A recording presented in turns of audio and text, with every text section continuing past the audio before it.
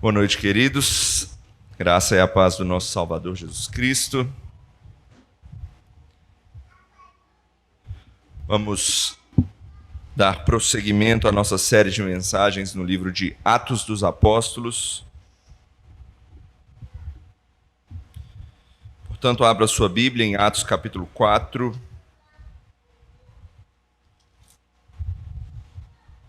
Atos capítulo 4. Dos versículos 23 a 31.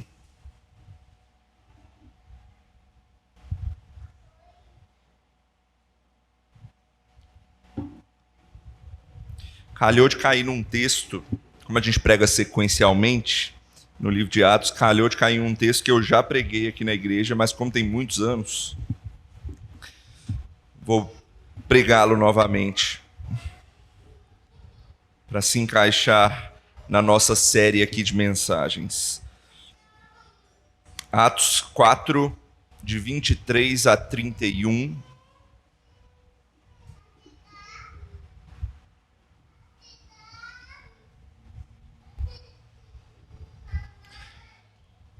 Peço que você acompanhe com atenção a leitura do texto da palavra de Deus que eu farei.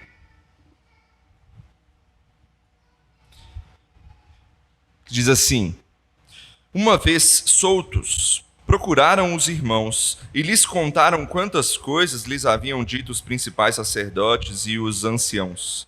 Ouvindo isto, unânimes, levantaram a voz a Deus e disseram: Tu, soberano Senhor, que fizeste o céu, a terra, o mar, tudo que neles há, que disseste por intermédio do Espírito Santo, por boca de Davi, nosso pai, teu servo, por que se enfurecem os gentios e os povos imaginaram coisas vãs?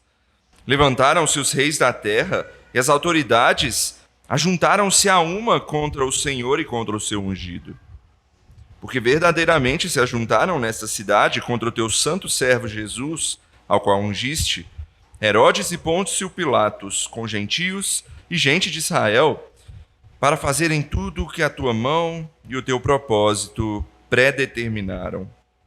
Agora, Senhor, olha para as suas ameaças e concede aos teus servos que anunciem com toda a intrepidez a tua palavra, enquanto estendes a mão para fazer curas, sinais e prodígios por intermédio do nome do teu santo servo Jesus. Tendo eles orado, tremeu o lugar onde estavam reunidos. Todos ficaram cheios do Espírito Santo e com intrepidez anunciavam a palavra de Deus. Vamos orar? Santo e eterno Deus, estamos diante do Senhor em oração agora para que o Senhor abra os nossos corações, as nossas mentes para entendermos a sua santa palavra, para que ela nos edifique conforme a tua vontade, para que ela faça morada em nós e para que sejamos mais e mais fiéis ao Senhor. É o que nós oramos no nome de Cristo Jesus. Amém.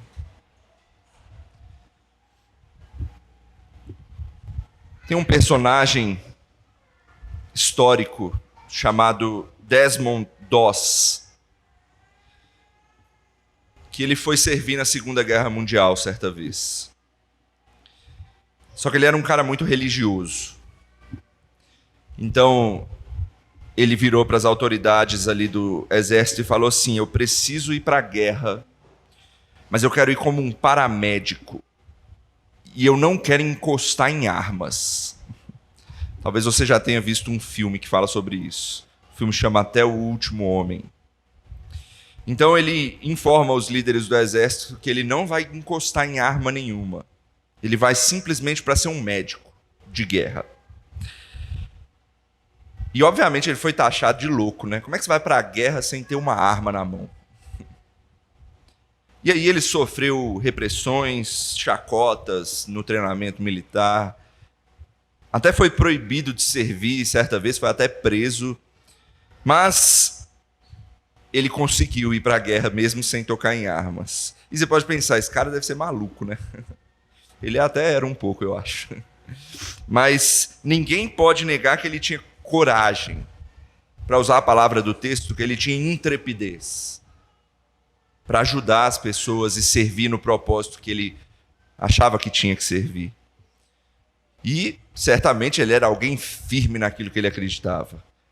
Porque mesmo não sendo uma crença lá daquelas melhores possíveis, ele cria de fato que ele nem podia encostar numa arma.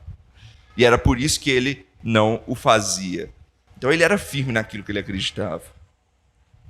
Então seu país estava em guerra e ele viu nisso a oportunidade para servir naquilo que ele queria que foi chamado, mas ainda assim seguindo firme naquilo que ele acreditava. E o texto que nós lemos também está nesse contexto de guerra, mas não uma guerra com armas, mas uma guerra de palavras, uma guerra espiritual. E a gente viu nas últimas semanas que os apóstolos Pedro e João, eles tinham sido presos porque eles estavam pregando o nome de Jesus Cristo. E, inclusive, eles realizaram um feito impressionante, curando um coxo. Havia 40 anos que ele havia nascido, ele era coxo de nascença e ele foi curado plenamente em nome de Jesus. E isso incomodou as autoridades judaicas. E então eles foram julgados, foram presos, porque eles estavam incomodados com aquele nome sendo pregado, o nome de Jesus. Só que eles não podiam ser julgados e condenados pela cura de alguém. Então a gente viu semana passada que eles fizeram aquilo que podiam com os apóstolos. O que eles fizeram? Eles ameaçaram, mandaram os apóstolos de volta debaixo de ameaças e mandaram que eles nunca mais pregassem o nome de Jesus. Esse foi o pedido das autoridades. E é nesse instante que o nosso texto começa. O que Pedro e João fazem assim que eles são libertos? Eles correm para a igreja, para os irmãos da igreja, para contar acerca do que aconteceu. E eles precisavam dizer aos irmãos que eles estavam então agora em guerra. Eles precisavam decidir o que fazer. Esse é o momento do planejamento da guerra. O que a gente faz agora? Como é que a gente vai reagir? Como é que a gente deve se preparar para a batalha? Será que a gente foge? Será que a gente acata a decisão deles de não pregar mais a Jesus? Não, mas se a gente fizer, será que a gente bola um plano de fazer isso na surdina? Qual que é o planejamento deles para a batalha? Então hoje a gente vai ver isso, a reação da igreja perseguida frente aos problemas, às perseguições que chegaram a eles. E em resumo, o que eu quero que você aprenda hoje é muito simples. A igreja, ela está em guerra, tanto lá quanto hoje. E como é que a gente reage à guerra? Confiando e obedecendo ao nosso comandante, mesmo em meio aos sofrimentos. Repetir, uma igreja em guerra deve confiar e obedecer ao seu comandante, mesmo em meio às dificuldades, às perseguições. Simples assim, a gente vai ver isso em duas partes. Em primeiro lugar, eu quero que você veja que uma igreja em guerra, ela deposita toda a sua confiança no seu comandante. É o Senhor, que é o peso que a gente coloca, é nele. Ele é a nossa base da nossa confiança. Então, vamos ver isso nesse primeiro ponto. Olha o verso 23 mais uma vez. Uma vez soltos, procuraram os irmãos e lhes contaram quantas coisas haviam dito os principais sacerdotes e anciãos.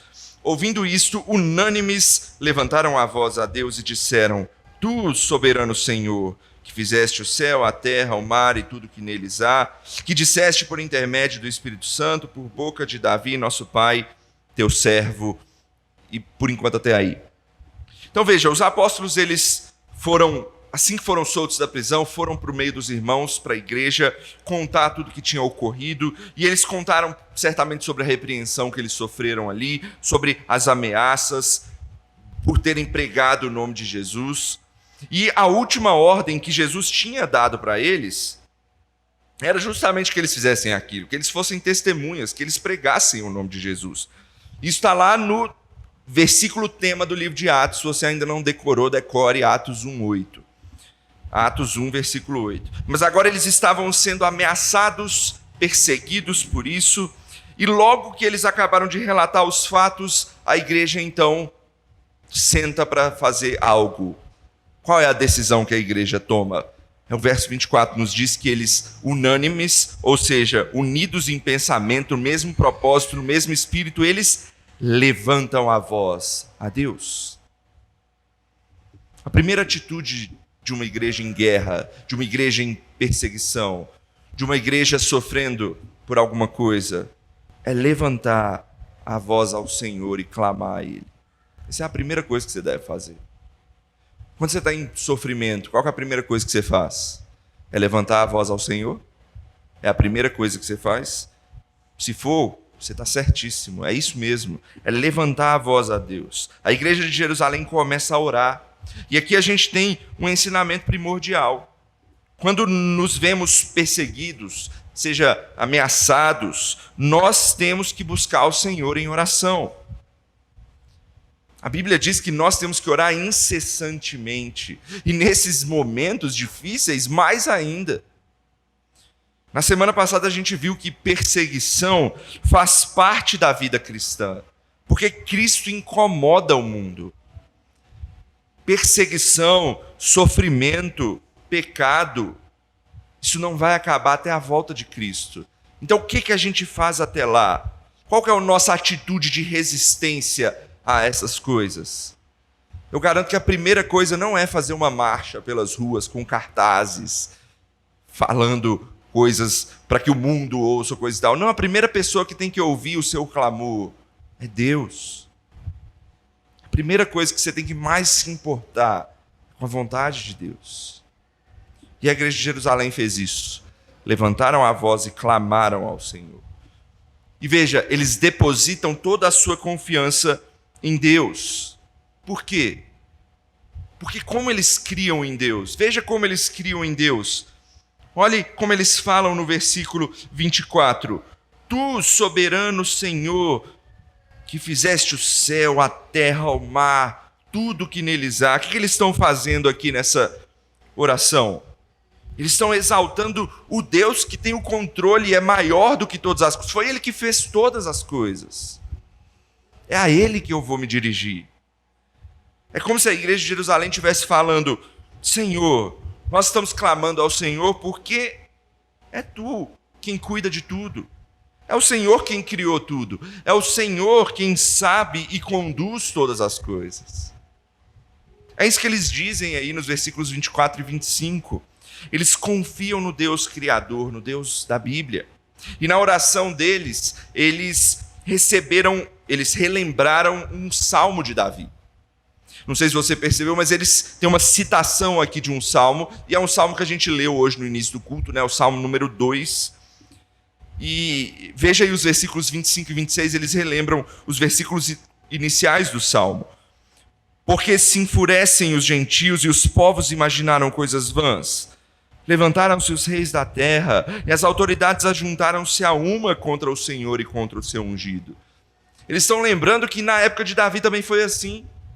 Os povos se levantaram contra o Senhor e perseguiram o povo de Deus, perseguiram Davi. Sempre foi assim e continua sendo. Aqueles que não seguem ao Senhor são contra o Senhor. Seja na época de Davi, seja na época dos apóstolos, ou mesmo na nossa época. E de fato, como diz o texto, o mundo se empenha em agir contra o Senhor dos exércitos. No versículo 27 do nosso texto, eles se lembram de, na época deles, isso aconteceu recentemente. Olha lá o que ele diz no verso 27. Porque verdadeiramente se ajuntaram nesta cidade contra o teu santo servo Jesus, ao qual ungiste Herodes e Pôncio Pilatos, com gentios e gente de Israel. Eles estão lembrando aquelas pessoas que se juntaram contra o Senhor Jesus Cristo. Eles lembram de Herodes. Não sei se você lembra da história da condenação de Jesus, mas Herodes é o governante que ficava entre os judeus. Pilatos já era o governante romano, de fato. Ou seja, os líderes do mundo contra Jesus. Mas não só eles. Veja que eles citam também as outras autoridades. Eles citam os gentios. Os gentios certamente eram os pagãos, os que não criam no Deus de Israel. Mas não eram só eles. Veja que eles no final citam também que tinha gente de Israel. Ou seja, é uma óbvia referência aos líderes religiosos que tinham prendido Pedro e João. Aqui eles estão se relembrando de quem são a cúpula do inimigo exército de Deus, de Jesus, que era contra eles, que estava os perseguindo. O que eles iam fazer frente a todo esse contingente de pessoas? Vejam que não eram pessoas quaisquer, eram líderes, eram soberanos do mundo, Herodes, Pilatos, os líderes até de Israel. O que eles iam fazer? Eles oram. Por isso Pedro, João e a igreja clamam ao Senhor. Eles estão sofrendo ameaças, igual a Davi, quando era rei de Israel e escreveu o Salmo 2. Eles se veem em igual dificuldade em sua época, igual na época em que Jesus foi preso, e eles estão vendo que isso é contínuo. E eles oram ao Senhor. O que a gente tem que fazer é orar ao Senhor. E, meu irmão, essa situação também é nossa. Não só da de Jerusalém naquela época, mas também nós passamos por perseguições e por sofrimentos e por dificuldades desse mundo. A igreja, ela é questionada de diversas formas pelo mundo. Por exemplo, a igreja ela é questionada por não seguir, muitas vezes, as pautas desse mundo, talvez a pauta de ideologia de gênero, de liberdade sexual, feminismo, coisas assim. A igreja sofre perseguições por crer que a Bíblia ela é uma verdade absoluta e o mundo odeia a verdade absoluta. Para o mundo é cada um com a sua. Então eles taxam os cristãos de intolerantes e por aí vai. O mundo se levanta contra Deus e contra o seu ungido até hoje. Como é que a igreja deve se portar frente a isso? Em primeiro lugar é colocar o joelho no chão e orar. E o que impressiona nesse texto é a forma como a igreja de Jerusalém se portou. Eles oraram se lembrando da situação difícil, mas veja que o que eles dizem a respeito da situação. Olha como é que eles continuam. Olha o verso 28. Esse versículo é impressionante. Para fazerem tudo o que a tua mão, eles estão orando a Deus, então eles estão falando de Deus aí, o que a tua mão, Deus, e o teu propósito predeterminaram. Sabe por que eles depositam então toda a confiança deles em Deus? Porque eles sabem que Deus está no controle de todas as coisas. Deus sabe de tudo, Ele é onisciente, a gente sabe disso. A gente diz isso, mas isso não quer dizer que Deus sabe e apenas fica olhando as coisas acontecerem. Não, Ele age. O texto diz claramente, Ele predeterminou nos seus propósitos. Ou seja, Deus conduz todas as coisas conforme o seu propósito. Foi Deus quem permitiu, então, que esse povo estivesse sofrendo essas perseguições. Foi Deus que permitiu que Davi, lá no Antigo Testamento, sofresse as perseguições. Foi Deus que permitiu que Jesus Cristo fosse à cruz. Foi o próprio Deus, na verdade, que não só permitiu, mas que planejou isso. E sabe, não porque Deus é um maldoso ou que gosta de brincar com os seus propósitos, longe disso. Mas porque tudo o que Deus faz é parte do plano e do propósito estabelecido por Ele mesmo. E esse era o único plano que poderia ter dado certo. Os homens tomam suas próprias decisões, mas os planos de Deus sempre se cumprem. É por isso que você pode confiar, meu irmão. Porque os propósitos de Deus sempre vão se cumprir. Mesmo que você sofra, seu sofrimento certamente vai estar dentro dos propósitos de Deus também. Por isso que você precisa ter confiança em Deus. E é por isso que eu gosto da resposta de Davi lá no Salmo 2.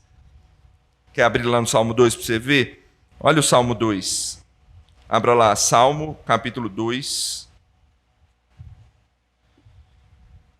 O texto que foi citado foi o 2 e o 3. Na verdade, foi só o 2, né? Salmo 2, versículo 2. Aí eu vou continuar dele. Ó. Os reis da terra se levantam e os príncipes conspiram contra o Senhor e contra o seu ungido, dizendo, 3. Rompamos os seus laços, sacudamos de nós as suas algemas. Como é que Deus responde? Verso 4. Ri-se aquele que habita nos céus. O Senhor zomba deles. Essa é a resposta de Deus. Os homens conspiram contra o Senhor, contra os planos do Senhor, contra o ungido do Senhor. O que Deus faz?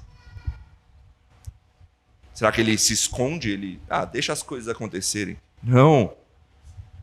Deus ri daqueles que se voltam contra ele. Porque os planos de Deus já estão estabelecidos. E eles vão se cumprir. Meu irmão, o que você faz quando então você está em perseguição e dificuldade? Faça como a igreja de Jerusalém. Ore em confiança ao Senhor. Ore ao Senhor para demonstrar a Ele que você tem fé nele. E creia que Ele já tem tudo nos planos dele.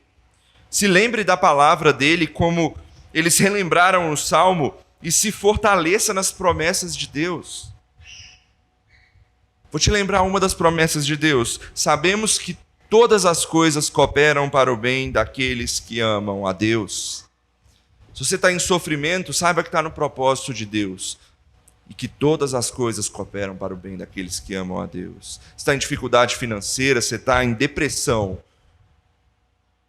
Ore ao Senhor, clame a Ele. Porque todas as coisas cooperam para o bem daqueles que amam a Deus. Então deposite a sua confiança em Deus. Ore incessantemente a Ele. Pois Ele é o seu maior auxílio. Não tem ninguém maior do que Ele. Não que a sua oração vai mudar os planos de Deus, tá? A nossa oração não tem esse poder, não. Como eu falei, os planos de Deus já estão pré-determinados. Então para que eu oro se eu não vou mudar a vontade de Deus? Para que você se torne mais confiante nele. Para que você se faça cada vez mais, seja feito por Deus, cada vez mais confiante de que os seus inimigos são pequenos frente ao Senhor. Experimente incluir na sua rotina cada vez mais orações ao Senhor, pois é assim que a nossa confiança e fé são alimentados. Oração significa que eu estou me relacionando com Deus. Isso é extremamente importante, caminhar com o meu Senhor, para que eu me fortaleça nele, para que ele me conduza. Então ore ao Senhor sempre que for possível. Será a primeira coisa. Mas a oração deles continua.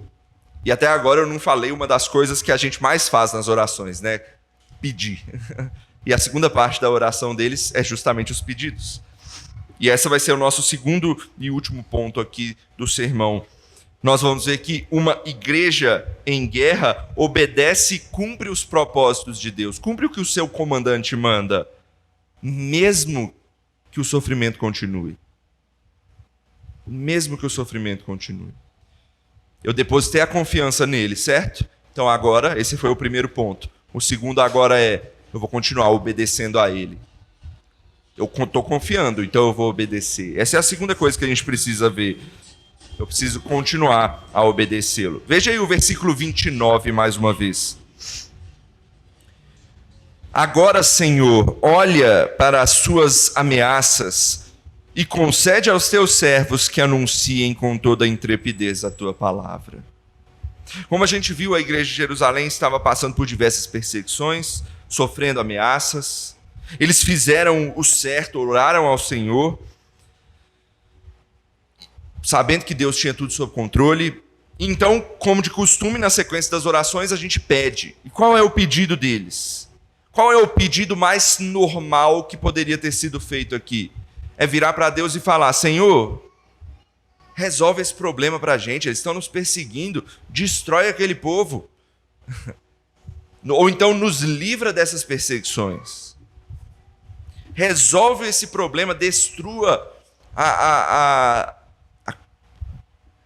forma como eles estão falando com a gente. Nos dê calmaria para que a gente pregue a palavra do Senhor. Esse é o pedido mais comum. É o pedido que todo mundo faz quando está sendo perseguido, quando está sendo ameaçado, quando está em sofrimento.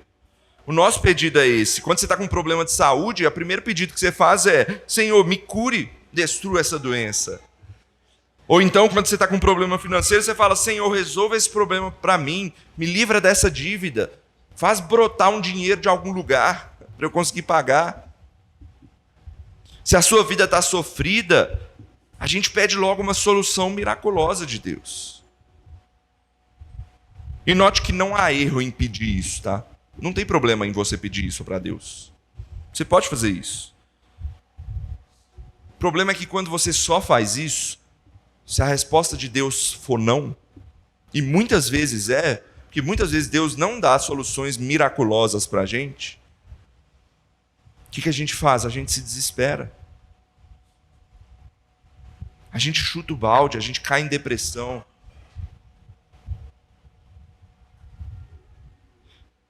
Meu irmão, você precisa saber que muitas vezes o sofrimento, a perseguição, faz parte do plano de Deus. Às vezes Ele quer justamente que nós passemos por problemas para que a gente possa confiar nele. Ele quer que a gente passe por dificuldades para que a gente possa aprender a enfrentá-las biblicamente, a amadurecer diante dele, ou até cumprir algum propósito que ele tenha com isso na nossa vida para o avanço do Evangelho. A questão é, nós temos que ser corajosos e orar igual a igreja de Jerusalém aqui. A igreja de Jerusalém não orou pedindo livramento. O que a igreja de Jerusalém orou? Senhor, você está vendo a dificuldade que a gente está passando. Se for da tua vontade me livrar disso, amém. Mas caso eu tenha que passar por isso, eu peço força e fé para que eu continue sendo um servo fiel do Senhor. Essa tem sido a sua oração? Se está passando por dificuldade, você ora ao Senhor por um milagre ou você ora ao Senhor por força e fé, apesar das dificuldades? A gente às vezes esquece de que enfrentar as dificuldades é o que Deus quer de nós, a maioria das vezes. A gente muitas vezes olha para Deus como um milagreiro só. Por que a gente não ora para que Deus nos dê força para que a gente siga em frente, mesmo em meio dos problemas? Pois olha o pedido, a continuação do pedido da igreja de Jerusalém, verso 29. Senhor, concede aos teus servos que anunciem com toda a intrepidez a sua palavra. Essa igreja não pediu livramento, conforto, proteção, nada disso. Essa igreja pediu coragem para continuar fazendo o que tinha que fazer, que era pregar a palavra de Deus, mesmo em meio ao sofrimento. Isso é maturidade. Vou dar um exemplo para vocês. Na sociedade, a gente diz que um jovem ele vira adulto quando ele faz 18 anos, né? Mas o ponto de virada, na verdade, é outro. Sabe qual é o ponto de virada do jovem para virar adulto? É quando nós paramos de pedir para os nossos pais que resolvam os nossos problemas e eu passo a fazer por minha própria conta. Eu passo a resolver. Eu tenho agora os meus problemas e eu os enfrento. Isso é maturidade. E a igreja de Jerusalém entendeu isso. Eles não pediram para Deus resolver o problema miraculosamente, mas eles pediram força e coragem para encarar os problemas que Deus quis que aparecessem pelo caminho deles. Porque assim eles iam ser fortalecidos e Deus se alegraria neles. É difícil ouvir isso muitas vezes. A gente gosta mais de conforto, né? Mas o conforto vem. Vamos ver a continuação do texto. Verso 30. Enquanto estendes a mão para fazer curas, sinais, prodígios por intermédio do nome do teu santo servo Jesus. Vamos parar um pouco para refletir aqui. Eles estão pedindo a Deus que dê coragem para eles, né? Intrepidez, ousadia, para que eles pudessem pregar a palavra de Deus, enquanto, primeira palavra aí desse versículo 30, enquanto o quê? Enquanto Deus faz o trabalho dele. Eu não estou pedindo coragem para eu ir sozinho, sem ninguém. Não, eu estou pedindo coragem para que Deus vá com a sua mão sobre mim, me abençoando para eu vencer as minhas dificuldades, os meus problemas. Quem está acompanhando as aulas de escola dominical sobre dons viu hoje de manhã que, inclusive, né, sobre sinais e prodígios, né, que os sinais, milagres, prodígios, eles serviam não por si só para ser um ministério de milagres e de curas, não, mas era um sinal para confirmar a mensagem do evangelho que estava sendo pregada. Ou seja, os milagres eram secundários, né? O propósito é o avanço da mensagem do evangelho. Então, a igreja de Jerusalém tem total noção disso aqui. Eles sabem qual é o propósito do Senhor. Por isso, mesmo em meio aos sofrimentos, eles não param de obedecer ao Senhor na pregação da palavra. Eles vão pregar, mas eles pedem que Deus os acompanhe, confirmando a pregação deles por meio de sinais, milagres, curas. E é sobre isso que eles oram. Esse é um grande exemplo que nós temos de igreja para nós. De uma igreja que crê na soberania de Deus, de que crê que é Deus quem conduz todas as coisas. E eles vão pregar a palavra já sabendo que é Deus mesmo quem vai fazer a pregação ser efetiva ou não. É Deus quem vai confirmar a mensagem que está sendo pregada. Da mesma forma, eu digo para você, quando você acordar amanhã, levante, vá trabalhar, vá lutar contra os seus problemas, sabendo que é Deus quem vai conduzir você ser bem-sucedido, ou às vezes até não. Mas você precisa saber que se a resposta de Deus for não, se o seu sofrimento estiver no propósito de Deus, que você continue a segui-lo sem esmorecer, porque você está debaixo dos propósitos dele. É isso que você precisa confiar, nos propósitos de Deus, seja na bonança, seja na dificuldade. O texto bíblico é claro para nós. Deus nos acompanha, ele nos dá coragem para fazer o que a gente tem que fazer. No caso aqui era pregar o evangelho. Mas quem confirma, no caso aqui, realiza curas, prodígios, ou seja, quem transformaria a vida das pessoas era o próprio Deus, no nome de Cristo Jesus. É isso que significa confiar nos propósitos de Deus. Tudo o que temos ou fazemos é por Ele, é pelos méritos de Cristo Jesus na cruz do Calvário, é pelo nome dEle. Se tem algo que é capaz de transformar vidas e até a sua vida, de fazer crescer igrejas, de resolver os problemas mais difíceis que você possa imaginar, seja de doenças, seja de depressão, seja de problemas financeiros, é o nome de Jesus. Vou repetir, é o nome de Jesus. É nos méritos dele, é na confiança nele. Ele é a nossa base, ele é a nossa força.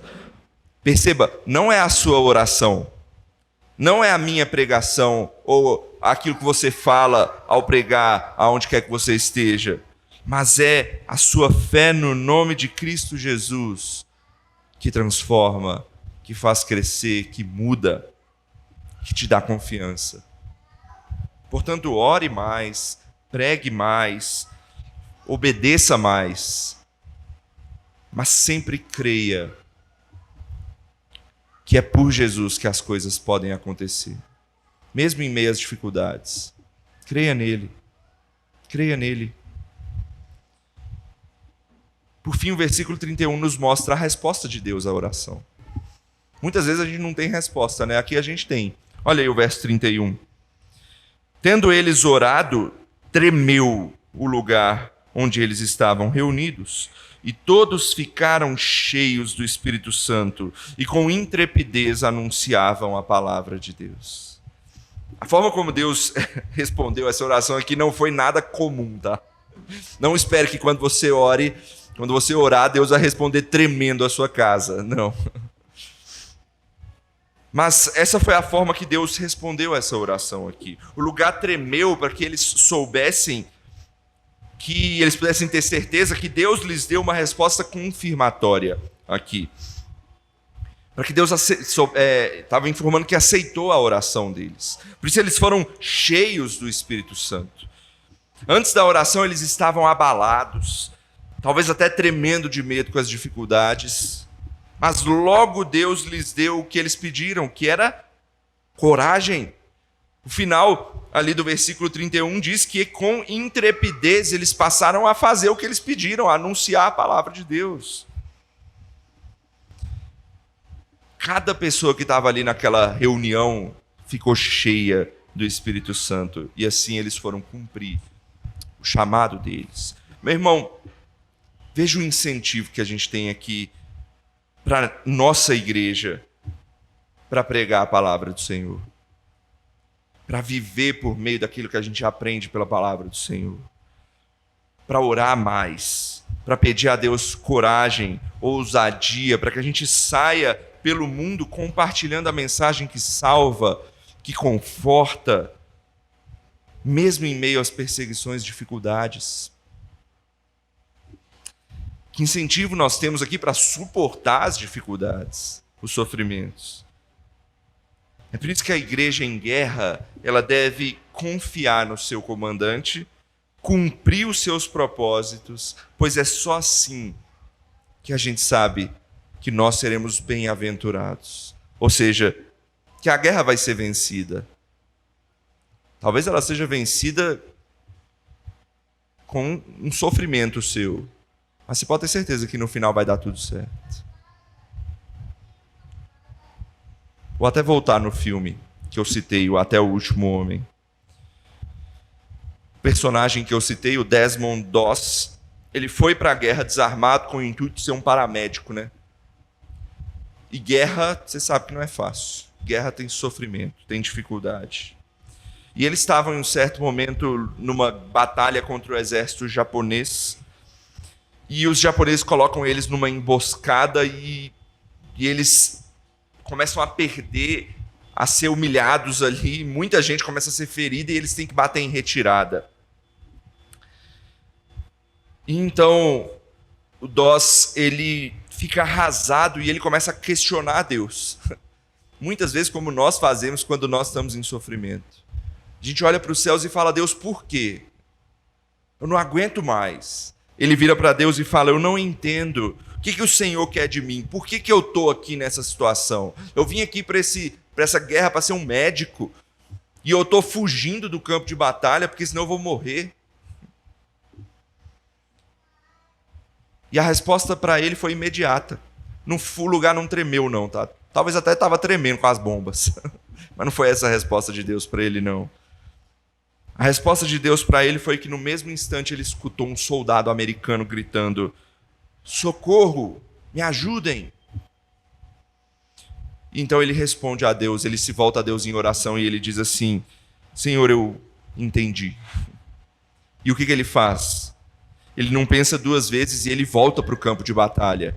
E ele vai resgatando cada um dos feridos sobreviventes que ele vê. Nas costas ou por uma corda, ele leva eles de volta para serem salvos.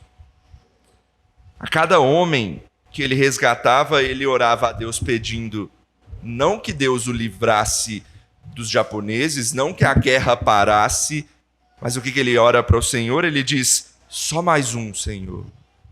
Me deixe salvar só mais um. Ele não pede livramento, ele pede coragem para continuar com o propósito dele mesmo em meio à dor. Meu irmão, qual é o seu propósito na guerra da vida? Na guerra do Evangelho, em que as autoridades desse mundo vão contra Cristo, contra a palavra de Deus? Ou na guerra da vida, nos sofrimentos das batalhas que você tem diariamente na sua rotina?